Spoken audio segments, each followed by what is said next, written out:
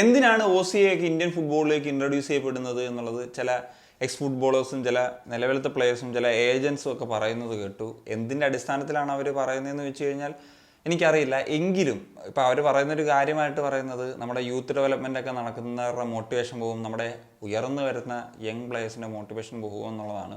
നിലവിൽ നാഷണൽ ടീമിലൊക്കെ കളിക്കുന്ന പ്ലേയേഴ്സിന് നല്ല മോട്ടിവേഷൻ ഉള്ളതുകൊണ്ട് പിന്നെ കുഴപ്പമില്ല. ഓക്കെ, ഇവർ യൂത്ത് ഡെവലപ്മെൻറ്റ് നടത്താൻ എന്നുള്ള ഒരു ആത്മാർത്ഥതയിൽ തന്നെയാണ് പറയുന്നതെങ്കിൽ ഇപ്പം ഒരു യൂത്ത് ഡെവലപ്മെൻറ്റ് നടത്തി ഒരു പ്രോപ്പർ സ്ട്രക്ചറിലേക്കൊക്കെ വരണമെങ്കിൽ മിനിമം 20 മുതൽ 25 വർഷം വരെ എടുക്കും. ആ മിനിമം 20 മുതൽ 25 വർഷം വരെ എത്തുന്ന സമയത്ത് നമുക്കൊരു സക്സസ് എത്തും എന്ന് ഒരു ഉറപ്പുണ്ടെങ്കിൽ ഓക്കെ നമുക്ക് കാത്തിരിക്കാം. പക്ഷേ ഈ പറഞ്ഞ ക്ലബ്ബുകൾ 1-2 ക്ലബ്ബുകൾ ചെയ്താൽ പോരാ, കൂട്ടമായിട്ട് ക്ലബ്ബുകൾ ചെയ്തിട്ട് അതിന് അഡ്മിനിസ്ട്രേറ്റീവ് അല്ലെങ്കിൽ AFF ഒക്കെ കൃത്യമായിട്ടുള്ളൊരു പ്രോപ്പർ വേ അവർക്ക് കൂടുതൽ മത്സരങ്ങൾ കളിക്കാനും ഒരു ഡെവലപ്മെൻറ്റിന് വേണ്ടിയിട്ടുള്ള ആ ഒരു സാഹചര്യം ഒരുക്കി കൊടുക്കുക എന്ന് പറയുന്നൊരു ഇമ്പോർട്ടൻ്റ് ഉണ്ട്.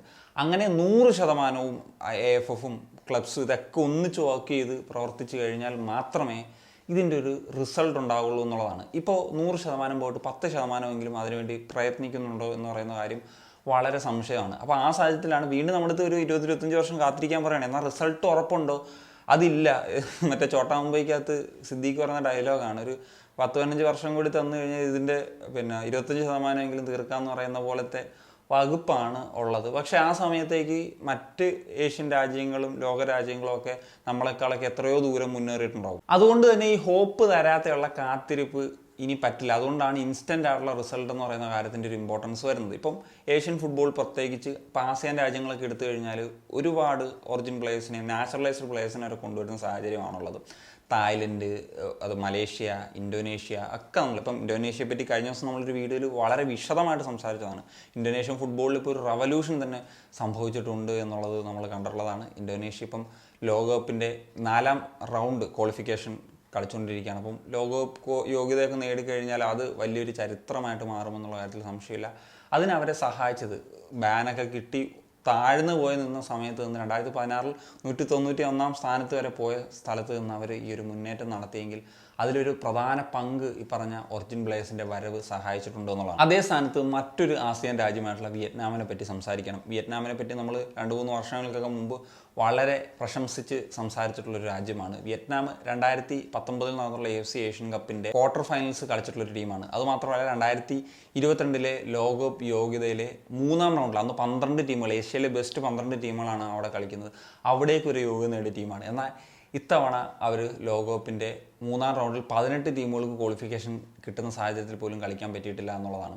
അതുപോലെ ഏഷ്യൻ കപ്പ് ഇത്തവണ കളിക്കുമോ എന്നുള്ള പോലും സംശയത്തിൽ നിൽക്കുകയാണ് എന്നുള്ളതാണ്. കാരണം മലേഷ്യ ആ ഗ്രൂപ്പിൽ നന്നായിട്ട് കളിക്കുന്നുണ്ട്, അവർക്ക് നല്ലൊരു കോമ്പറ്റീറ്റർ അവിടെ ഉണ്ട് എന്ന് പറയുന്നൊരു സാഹചര്യത്തിൽ ഇന്ത്യയുടേതുപോലെ തന്നെ ഒരു സമാനമായിട്ടുള്ള ഒരു സാഹചര്യം എന്ന് വേണമെങ്കിൽ പറയും. ഇപ്പം ക്വാളിഫയേഴ്സിൽ വിയറ്റ്നാം മറ്റ് ആസിയൻ രാജ്യങ്ങളെയൊക്കെ വെച്ച് നോക്കുമ്പോഴത്തേക്കും ഈ പറഞ്ഞ ഒറിജിൻ പ്ലേയേഴ്സിനെയൊന്നും ഒരുപാട് അങ്ങനെ പരിഗണിക്കാത്തൊരു രാജ്യമാണ്. അതിന് അവരുടെ റൂൾസും ഒരു കാരണമായിട്ടുണ്ട് എന്നുള്ളതാണ്.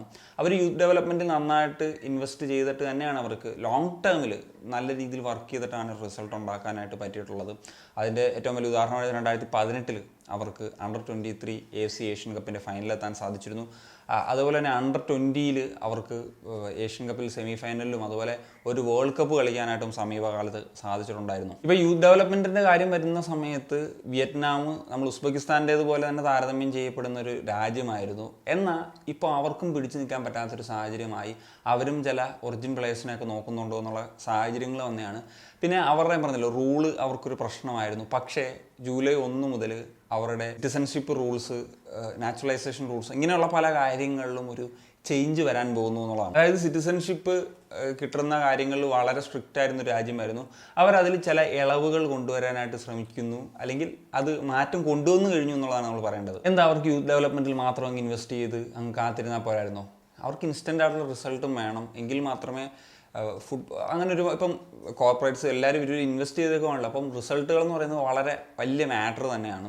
അപ്പോൾ അതുകൊണ്ട് തന്നെ ആ ഒരു കാര്യത്തിൽ അവർ തീരുമാനം, അതായത് ഇതിനു വേണ്ടി മാറിയതാണെന്നല്ല ഞാൻ പറയുന്നത്, ഫുട്ബോളിന് വേണ്ടി മാറിയതാണ്. പക്ഷേ അത് അവർക്ക് ഒരു അനുകൂല ഘടകമായിട്ട് വരുന്നു. അപ്പോൾ അവർ പല പ്ലേയേഴ്സിനെയും കൊണ്ടുവരാനുള്ള ശ്രമങ്ങൾ ഇപ്പോൾ ഇതിനോടകം തന്നെ തുടങ്ങി കഴിഞ്ഞു എന്നുള്ളതാണ്. അപ്പം അവർക്കൊരു ഇൻസ്റ്റൻറ്റ് റിസൾട്ടിനുള്ള പ്ലാനും ഉണ്ട്, ലോങ് ടേം റിസൾട്ടിനുള്ള പ്ലാനും ഉണ്ട്. അപ്പം ഇതിലൊന്നും പോരാ, രണ്ടും ഉണ്ടെങ്കിൽ മാത്രമേ നമുക്ക് ഫുട്ബോളിനൊരു ഫ്യൂച്ചർ ഉണ്ട് എന്നുള്ള കാര്യം നമുക്ക് പറയാൻ പറ്റും. ഇപ്പം വിയറ്റ്നാമിൻ്റെയൊക്കെ ഇപ്പോൾ ഉന്നതതലത്തിലൊക്കെ വന്നിരുന്നൊരു ആക്ഷേപം, അതായത് പിന്നെ ഇങ്ങനത്തെ പ്ലേയേഴ്സിനെ കൊണ്ടുവന്ന് കഴിഞ്ഞാൽ ഇപ്പം അവർക്ക് ദേശസ്നേഹം കാണില്ല എന്നൊക്കെയുള്ള കാര്യങ്ങളൊക്കെ ഉണ്ടായിരുന്നു. പക്ഷേ ഇപ്പം അതൊക്കെ മാറ്റിമറിച്ചുകൊണ്ടാണ് അവർ ഈ റൂളിലൊരു ചേഞ്ച് കൊണ്ടുവരുന്നത് എന്നുള്ളതാണ്. സോ ഇങ്ങനത്തെ കാര്യങ്ങളൊക്കെ നമ്മുടെ ചില ആളുകളൊക്കെ പറയുന്നത് കണ്ടിട്ടുണ്ട്. So that's it. അപ്പോൾ ഇത്രയൊക്കെയാണ് പറയാനുള്ളത്.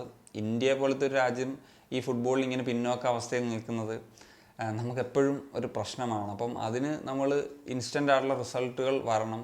ഈ അഡ്മിനിസ്ട്രേറ്റീവ് അത് ഇന്ത്യയിലെ ഏത് സ്പോർട്ടിൻ്റെ ആണെങ്കിലും അവർ പ്രവർത്തിച്ച് ഗ്രാസ് റൂട്ടിൽ ഇൻവെസ്റ്റ് ചെയ്ത് ഒരു സ്പോർട്ടും വളരാൻ പോകുന്നില്ല. ക്രിക്കറ്റ് പോലും അങ്ങനെയല്ല വളർന്നത്. ഞാൻ മുമ്പ് സംസാരിച്ചിട്ടുള്ള കാര്യമാണ്. അപ്പം ഇവിടെ ഒരു ബൂം ഉണ്ടാകുമ്പോഴാണ് എപ്പോഴും എല്ലാവർക്കും ഇൻട്രസ്റ്റ് ഉണ്ടാകുന്നത്.